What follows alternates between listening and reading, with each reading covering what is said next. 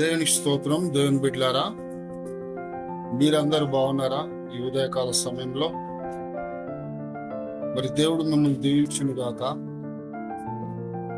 ఈ వాక్యం వింటున్నటువంటి బిడ్డలందరినీ కూడా దేవుడు ఆశ్రయించును గాక. మొట్టమొదటిగా మనము దేవుని వాక్యమైనటువంటి ప్రసంగి గ్రంథము 2వ అధ్యాయము 25వ వచనాన్ని మనం చదువుతున్నాం. దీంట్లో ఏముంటుంది అంటే, ప్రసంగి గ్రంథము 2వ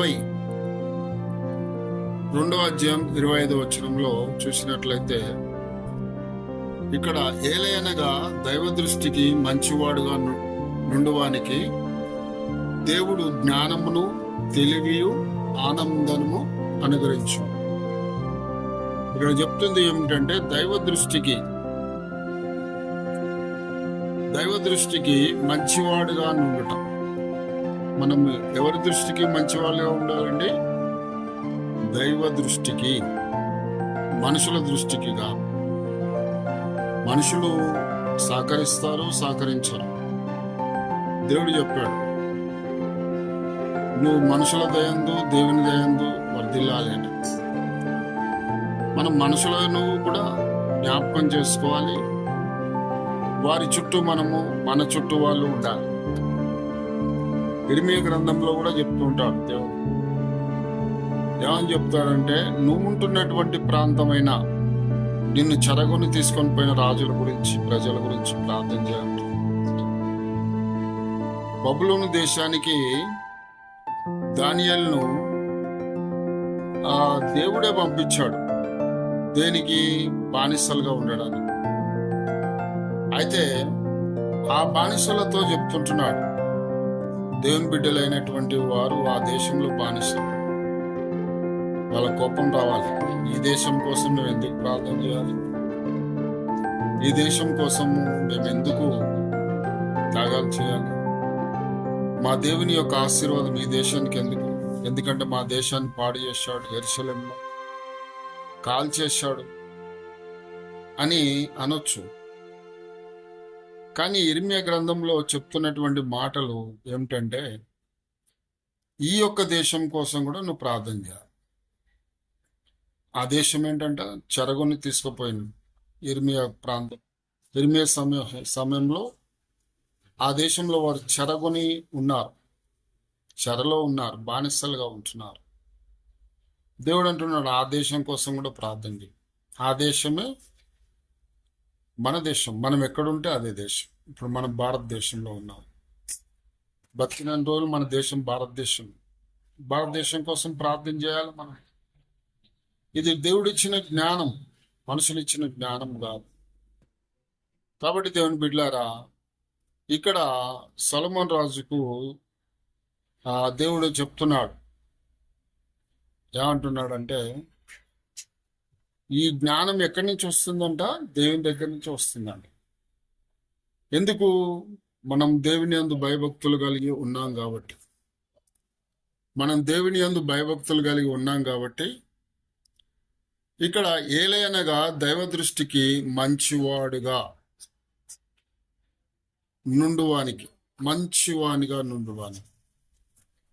కదా. ఈ సొలొమోను దేవుని దృష్టికి మంచివాడు. దేవుడే ఏర్పాటు చేసుకున్నటువంటి వ్యక్తి. కాబట్టి అతనితో మాట్లాడుతున్న మాటలన్నీ కూడా మనకు వివరిస్తుంటున్నాం. మొదటిది, మనము దేవుని దృష్టికి మంచివాడుగా ఉండాలి. రెండోది ఏమిటి అంటే, దేవుడు జ్ఞానమును, తెలివిని, ఆనందమును అనుగ్రహించును. జ్ఞానము, తెలివి, ఆనందం కూడా, ఈ మూడు కూడా అనుగ్రహిస్తాం. అప్పుడు మనం దీవెనకరంగా ఉంటాం. వింటున్నారా? ఆశీర్వాదకరంగా ఉంటాం. కాబట్టి మనము మొదటి రాజుల గ్రంథం 4వ అధ్యాయము 21, 24 వచనాలు కూడా మనం చదువుకున్నట్లయితే, దాంట్లో మనకు దేవుడు ఎంత జ్ఞానం ఇస్తాడు అనే దాని మీద కూడా మనకు చాలా అర్థమవుతుంది. ఇకపోతే యెహోషువ గ్రంథము 1వ అధ్యాయం 14వ వచనంలో కూడా దేవుడు యెహోషువతో మాట్లాడుతుంటారు, సరిహద్దుల విషయంలో మాట్లాడుతుంటారు. తర్వాత కీర్తన గ్రంథము 68వ అధ్యాయం 29వ వచనాలు కూడా చూసినట్లయితే అక్కడ కూడా దేవుడు భక్తునితో మాట్లాడుతుంటాడు. ఇవన్నీ కూడా దేవుడు నేర్పేటి. మనకు జ్ఞానం ఎక్కడి నుంచి వస్తుంది? దేవుడు. ఎప్పుడైతే జ్ఞానం ఉంటుందో అప్పుడు తెలివి ఉంటుంది. ఎప్పుడైతే జ్ఞానం ఉంటుందో దాంతోపాటు ఆనందం ఉంటుంది. దేవుడు ఉంటే ఆనందం. మనం దేవుడు లేని వానికి ఆనందం ఉండదు. వాడు అన్ని కష్టాలతోనే ఉంటాడు, వాడు అన్ని సమస్యలతోనే ఉంటాడు. దైవభక్తి ఎంత దూరం తీసుకెళ్తుందో చూడండి. అందుకే ఉదయం లేచి మొట్టమొదటి గంట దేవుని సన్నిధిలో మనం వాడబడాలి. దేవుని సన్నిధిలో మనం కూర్చొని ప్రార్థన చేయాలి. అప్పుడు మనము మొదటి సమయం దేవునికి ఇచ్చినప్పుడు మన హృదయాన్ని చూస్తాం. మొదటి ప్రాధాన్యత దేవుడే. నిన్నది కూడా చెప్పాను కదా నేను. తల్లిదండ్రులు ముఖ్యమా, దేవుడు ముఖ్యమా అంటే ఫస్ట్ దేవుడే, తర్వాతే తల్లిదండ్రులు. చాలా మంది తెలియని వాళ్ళు ఏమనుకుంటారంటే తల్లిదండ్రులను గణపరచట్లేదండి. ఎందుకు గణపరచండి? తల్లిదండ్రులను మేము చూసినట్టుగా మళ్ళీ ఎవరు చూడరు. దేవుని బిడ్డలు చూసినట్టుగా తల్లిని తండ్రిని గణపరిస్తే వాళ్ళే దేవుని